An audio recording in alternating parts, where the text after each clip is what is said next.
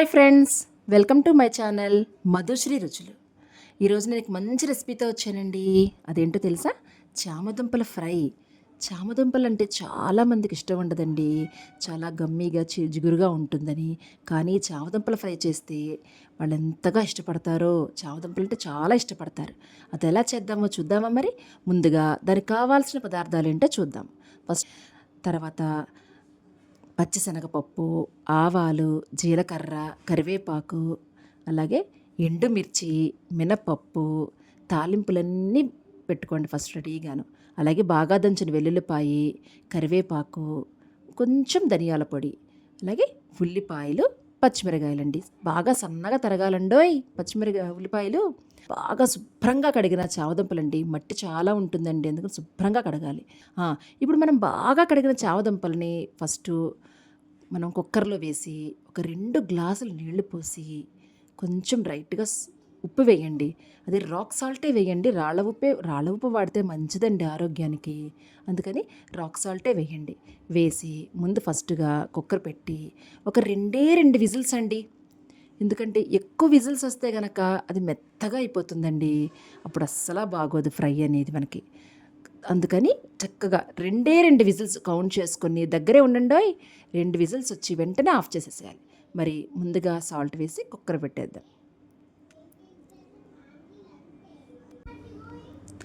ఒకవేళ మీరు ఎప్పుడైనా మర్చిపోయి 3 విజిల్స్ వచ్చేసాయనుకోండి, ఏమీ కంగారు పడద్దండి. చక్కగా మనం ఫ్రై చేసుకునేటప్పుడు కొంచెం వరిపిండి కానీ మొక్కజొన్న పిండి కానీ వేస్తే మామూలుగానే అయిపోతుంది. లేకపోతే 3 విజిల్స్ వచ్చేసాయి కదా, అమ్మో గమ్మిగా ఉంటుందేమో, జిగురు ఎక్కువగా ఉంటుంది, ఫ్రై సరిగ్గా రాదేమోనని భయపడకండి. ఏం పర్వాలేదు. దానికి కూడా వరిపిండి వేసుకుంటే నీట్గా చక్కగా మనం ఎలా చేసుకుంటామో ఫ్రై అలాగే వస్తుందండి.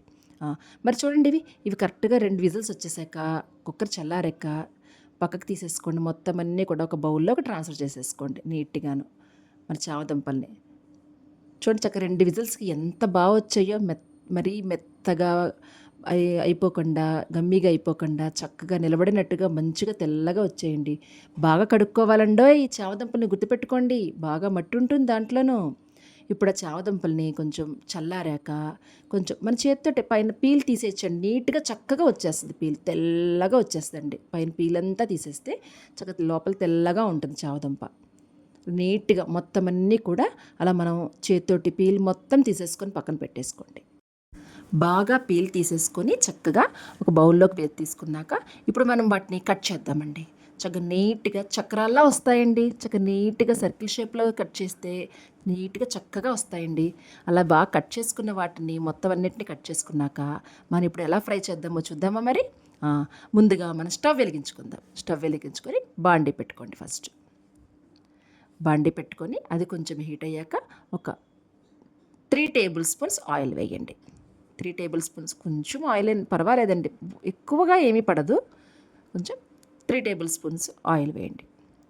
ఆయిల్ వేసాక ఆ ఆయిల్ బాగా కాగాక కొంచెం వేడెక్కనివ్వండి. ఎందుకంటే ఫ్రై ఐటెం కదా అది. వెంటనే మనం ఈ సర్కిల్స్లా కట్ చేసుకున్న, చక్రాల్లా కట్ చేసుకున్న చామదుంపల్ని ముందు ఆ పీసెస్ అన్నిటిని కూడా ఆయిల్ వేడెక్కాక బౌల్లో వేసేసేయండి. బాండీలో వేసేసి పెద్దగా ఏమీ కలపక్కర్లేదండి. జస్ట్ పైన అలా కలిపి హైలోనే పెట్టండి. సిమ్లో అస్సలు పెట్టకండి. ఎందుకంటే వాటికి గమ్ము ఉంటుంది కదా, సిమ్లో పెట్టి ఎక్కువసేపు ఫ్రై అయ్యి అతుక్కుపోతుంది.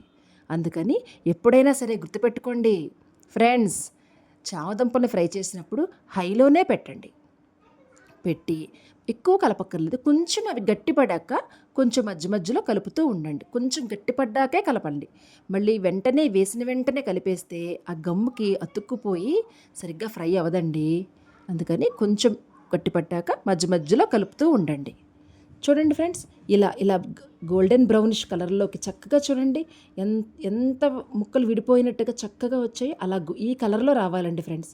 ఇలా గోల్డెన్ బ్రౌన్ కలర్లో వచ్చాక అవి తీసుకొని మనం వేరే ప్లేట్లోకి ట్రాన్స్ఫర్ చేసుకోండి.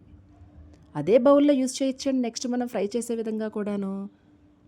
ఆడవాళ్ళం కదా, మళ్ళీ వేరే బౌల్స్ అన్నీ యూజ్ చేయాలంటే మనకే కష్టం కదా. ఆ ట్రాన్స్ఫర్ చేశాక మళ్ళీ అదే బౌల్లో ఇంకొంచెం 2 టేబుల్ స్పూన్స్ ఆయిల్ వేయండి. కొంచెం ఆయిల్ వేడెక్కాక ఇప్పుడు మనం తాలింపులన్నీ వేసుకుందాం. ఫస్ట్ దంచిన వెల్లుల్లిపాయ వేయండి. ఎప్పుడైనా సరే ఫస్ట్ ఆయిల్ తాలింపు పెట్టేటప్పుడు దంచిన వెల్లుల్లిపాయలు ఫస్ట్ మొట్టమొదటిగా వేయండి. ఎందుకంటే ఆయిల్ అంతటికీ కూడా ఆ వెల్లుల్లిపాయ ఫ్లేవర్ పడుతుందండి. తర్వాత పచ్చిశనగపప్పు, తర్వాత మినప్పప్పు, అలాగే మిగిలిన తాలింపులు కూడాను ఆవాలు, జీలకర్ర వేసి కొంచెం బాగా ఫ్రై చేయండి. బాగా ఫ్రై చేసిన తర్వాత ఇప్పుడు మనం అందులో ఎండుమిర్చి కూడా వేసి మాడనివ్వకండోయ్. తాలింపు మాడితే కర్రీ ఒక రకమైన సిరిచేది అంటారు కదండి, అది రకమైన టేస్ట్ వస్తుంది. అందుకని దగ్గరే ఉండండి తాలింపుకి మాత్రం సిమ్లోనే పెట్టండి ఫ్రెండ్స్. తాలింపు మాడనివ్వకుండా చక్కగా బాగా ఫ్రై అయినొచ్చి ఇప్పుడు ఎండుమిర్చి కూడా వేసేసేయండి. ఎండుమిర్చితో పాటు ఇది కూడా కొంచెం ఫ్రై అవనివ్వండి. ఇది కూడా కొంచెం ఫ్రై అయినిచ్చాక ఇప్పుడు మనం కట్ చేసుకున్న పచ్చిమిర్చి చీలికలు ఉంటాయి కదా, పచ్చిమిర్చి చీలికలు కట్ చేసుకున్నవి కూడా వేయి కొంచెం ఫ్రై అవ్వనివ్వండి. లైట్గా ఫ్రై అవ్వనివ్వండి, పెద్దగా ఏం ఫ్రై అవ్వాల్సిన అవసరం లేదు పచ్చిమిర్చి. ఇప్పుడు మనం కట్ చేసుకున్న ఉల్లిపాయలండి, ఆనియన్స్.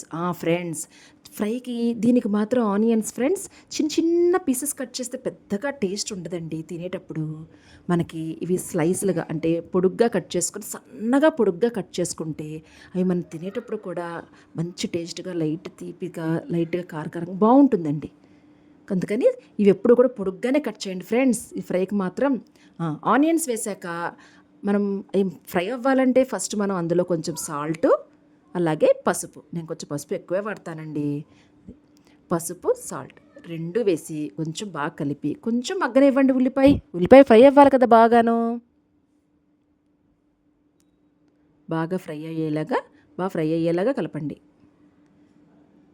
ఇదిగోండి ఫ్రెండ్స్, ఈ రేంజ్లో బాగా ఫ్రై అయ్యాక ఇప్పుడు మనం ఫ్రై చేసేసుకున్న చామదుంపలన్నింటినీ కూడా ఆ బాండీలోకి వేసేసేయండి. వేసి బాగా కలపండి. మొత్తం ఆనియన్ మొత్తం అంతా ఫ్లేవర్ అంతా మనం చామదుంపలకు పట్టేలాగా బాగా కలిపేయండి. కొంచెం కలిపాక ఇప్పుడు మనం కారం, మీకు ఎంత కావాలో కారం అంత కారం, తగినంత కారమేనండి. ఫ్రైకి కొంచెం మినిమం పడుతుంది కారం. మేము కొంచెం కారం ఎక్కువే తింటాం ఫ్రెండ్స్. మీకు ఎంత కావాలో అంత కారం వేసుకోండి. కారం వేసి కొంచెం బాగా కలపండి. కొంచెం మొత్తం అంతా ఒక్క నిమిషం ఫ్రై అవ్వనివ్వండి కారం వేసిన తర్వాత. ఇప్పుడు ఫ్రెండ్స్ మనం ఇందాక చెప్పినట్టే కొంచెం ధనియాల పొడి లైట్గా అనమాట, అది ఆప్షనల్ ఫ్రెండ్స్, మీ ఇష్టం. ధనియాల పొడి అనేది మీ ఇష్టం ఫ్రెండ్స్, వేసుకుంటే వేసుకోండి, లేకపోయినా బాగుంటుంది. బట్ మేమైతే ఇష్టపడతాం ఫ్రెండ్స్, అందుకని అది ఆప్షనల్ మాత్రమే. కొంచెం ధనియాల పొడి వేసాను. కొంచెం ఫ్రై అయిపోయించాక ఇప్పుడు మనం మిగిలిన కరివేపాకు ఫస్ట్ నుంచి వేరే కరివేపాకు ఎప్పుడైనా ఫ్రెండ్స్ లాస్ట్లో వేస్తే ఆ వేడి మీద ఫ్లేవర్ పడుతుంది ఫ్రెండ్స్. ఆనియన్ ఫ్రైలో తాలింపుల్లో వేసేస్తే అది బాగా మాడిపోయి దాని ఫ్లేవర్ పెద్దగా ఉండదు ఫ్రెండ్స్. కరివేపాకు స్మెల్ ఆ ఫ్లేవరు పడితే చాలా టేస్ట్గా ఉంటుంది. అందుకే లాస్ట్లో కొంచెం కరివేపాకుతో పాటు మనం రెగ్యులర్గా వాడేది కొత్తిమీర. ఇవి రెండు లేకపోతే ఎలా ఫ్రెండ్స్? ఫ్రై ఐటెంకి కానీ ఏ కర్రీకైనా కూడాను హెల్దీ కదా ఈ రెండును. ఆ రెండు వేసేసి బాగా కలిపేయండి. ఇప్పుడు నేను కొంచెం డెకరేషన్ కోసం ఫ్రెండ్స్ ఇది మాత్రం ఒక 2 పచ్చిమిర్చి చీలికలు కొంచెం వేసుకున్నాను. ఒక 2 నిమిషాలు ఫ్రెండ్స్, 2 నిమిషాలు, 2 మినిట్స్ ఫ్రై చేయండి చాలు. 2 మినిట్స్ ఫ్రై చేసి బాగా కలపండి చక్కగా. మొత్తం అంతా మనం ఆ ధనియాల పొడి ఆ కారము మొత్తం అంతా పట్టేలాగా కలిపి జస్ట్ 2 మినిట్స్ ఫ్రై అయ్యాక ట్రాన్స్ఫర్ చేసి స్టవ్ ఆపేసేసి దాన్ని వేరొక మంచి బౌల్లోకి ట్రాన్స్ఫర్ చేసేసుకోండి. చూసారా ఫ్రెండ్స్ ఎంత బాగుందో, ఎమ్మీగా ఉంది ఫ్రెండ్స్ నిజంగాను. ఫ్రై మా పిల్లలకు చాలా ఇష్టం ఫ్రెండ్స్. అలాగే మీ పిల్లలు కూడా చామదుంపలు తినని వాళ్ళు ఎవరైనా సరే ఈ ఫ్రై ట్రై చేయండి ఫ్రెండ్స్. ఎంత టేస్ట్గా ఉంటుందో, ఆలు ఫ్రై కన్నా కూడా చాలా టేస్ట్గా ఉంటుంది ఫ్రెండ్స్. చాలా ఎమ్మీగా ఉంటుంది. ఒక్కసారి ట్రై చేయండి ఫ్రెండ్స్. ఇప్పుడు ఈ ఫ్రై ఎలా ఉంటుందో టేస్ట్ చేద్దామా మరి. ఇప్పుడు వేడి అన్నం పెట్టుకొని ఫ్రెండ్స్ ఈ చామదుంపల ఫ్రై అనేది రసంలోకి కానీ పప్పుచారులోకి కానీ సాంబార్లోకి కానీ ఎంత బాగుంటుందో నంచుకుంటుంటేను. మరి అందరికీ ఈ రెసిపీ నచ్చింది అనుకుంటున్నాను ఫ్రెండ్స్. ఎలా ఉందో ట్రై చేసి కామెంట్ చేయండి ఫ్రెండ్స్. అంతకంటే ముందుగా please like, share and subscribe my channel Madhushri రుచులు. Bye friends.